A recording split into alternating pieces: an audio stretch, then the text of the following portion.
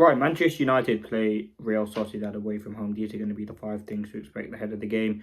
We'll be talking about some huge injury updates, players being out, and much, much more. So let's get straight into it. Listen, I'm going to talk about the changes first, but I want to just do a quick hint on the team news. Now, Patrick Dorgu, he is fit and eligible to play this game. Obviously, he's out of the next two games for United against Arsenal and Leicester, but because it's Europe, he can play this game. Now, Manuel Ugarte and Harry Maguire are absent from this game due to minor knocks they picked up in the game against Fulham, which again is very disappointing. Toby Collier is back, and that's all the injury updates for Manchester United. So, listen, having Collier back for this game is a boost. We don't know how fit he is and how much minutes he's going to play, but it's always a positive to have this player back. Dorgu as well. I mean, most of our players probably going to get down that left-hand side, and we need to be able to exploit their high line. But let's get straight into it. Now, the first thing to expect is changes. Now, there will be some obvious changes from the game against Fulham. Maguire will come out and Ugarte will come out. I feel like Xerxes will come out as well, just due to legs. He was absolutely knackered. Now, let's see the team that will start against Sociedad. So I think it'll be Onana in goal. Listen, we just have to hope there's not a mistake from Onana and he just has a decent game for us, because that's ultimately what's going to be needed.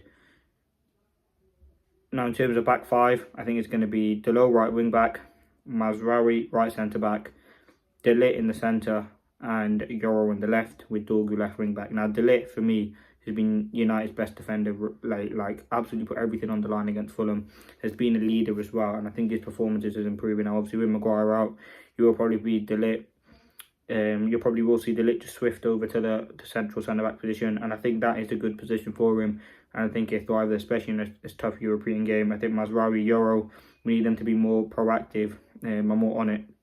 We're bringing the ball out from the back. Dorgu, listen, I'm happy to see him playing another game. In the games he's played, he's been fantastic. And obviously Delo, just hope he does something in this game. Now in midfield, with Ugarte being out, we don't know how long for. This video has been recorded before the press conference, but let's see. I think it's probably going to be a couple of weeks. I think it will be... Well, it's really Bruno.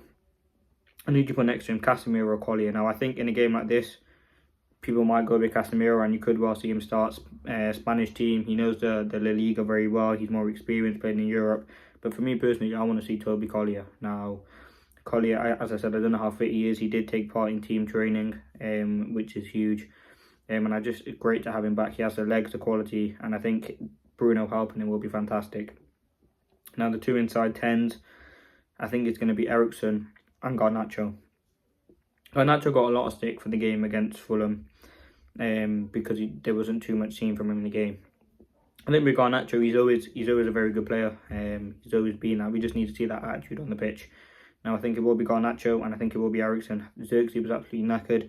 I'll be very surprised if I did see him start the game. And through the middle, Højlund. Now, I think, Højlund has had the best conversion rate in Europe with a goal every 83 minutes. If we're going to win the Europa League, we need Højlund to step up, but that would be the team. So that's that. I'll talk about some few young players that have travelled later on in the video. Now, the second thing, Real Sociedad's threat. Now, the last two games they played Real Madrid and Barca. I think they lost 4-0 to Barca and lost 1-0 to Madrid. They are playing some tough games, but they are a very decent side, and they play some good football. They score some goals. Spanish teams, we know United's record against them isn't great. I think they're 9th in La Liga. They're our team to definitely look out for. I think Zubimendi had a hamstring injury, but I think he's fine to play this game. We know the threat that they have. Oyarzabal, Kubo, I believe, plays for them. Zubimendi. They have Nair for Good, who's a decent centre-back. They have got quality. Their manager is a decent manager as well. And yeah, listen, they're going to want to go and win this game. Like European trophies, Spanish teams have pretty good history. But I think if United want to win the trophy, we must go for this game. I think United's weakness is down that right. Oh, I didn't talk about United's threat, which I'll talk about next. But Sociedad's threat is down that side, down United's right, because that's our weakest side.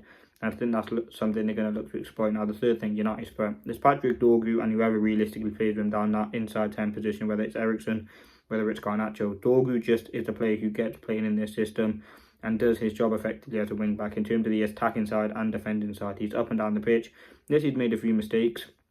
He's still learning the league, but I think his quality has remained there and he's been a fantastic player. So I want to see Dorgu play this game from the start and play the full 90 because we're going to need his legs. And I think, listen, against Everton it was Bruno and Dorgu having very good connections.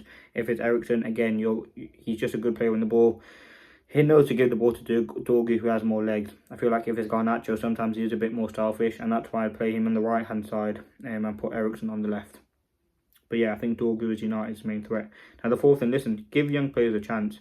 I think we've only took 18 possible players out of the 23 travelling squad, and now 3 of them are goalkeepers, so we realistically only have 15 outfield players, and 11 of them will be starting those games. Will be starting the game. So a very thin bench. Obviously, Chidiobi isn't eligible, but players like James Scanlon, Jaden Camason, Jack Morehouse, Tyler Fletcher, these sorts of players have travelled, and they've had some good success with the under-18, and I want to see some of them given a chance. And I think James Scanlon and Jaden Camason, I watched the game against Arsenal. We scored that rocket into the top corner, and he was just electric up and down the pitch. He's a very good player. Potentially see him do a job in that right wing back position. Again, Scanlon, a very, very good player as well. I think he did play some pre-season games for Manchester United.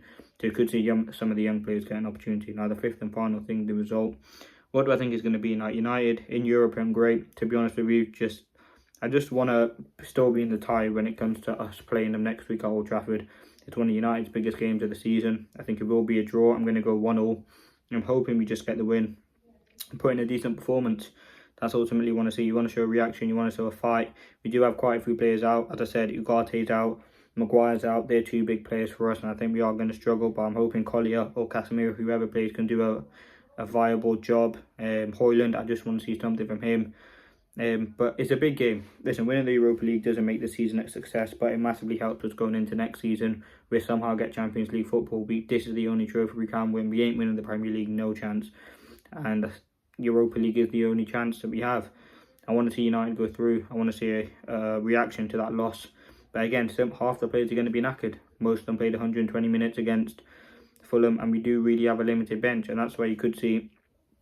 That's what the most frustrating thing, the fact that Chidiobi can't play, because I think he should have started this game if he was obviously in the squad, but he's not. But it's going to be a very tough game. I've gone for a 1-0 draw, and I'm just hoping United get the job done across the 2 legs. We go to the next round. Don't know who we're going to face in the next round, but yeah, it's not going to be an easy game for Manchester United. Now let me know your thoughts. They've been the 5 things to expect. It's a bit of an early kick-off, 5:45. I'm just hoping United, as I said, it probably is going to be tough. We're away from home, but I probably fancy us away from home more than I do at home at the current moment. But yeah, let's see what happens. Let me know your thoughts and opinions in the comment section below. This has been the 5 things to expect. Talked about my team, threats on both teams. I want to see some opportunities for young players. Peace.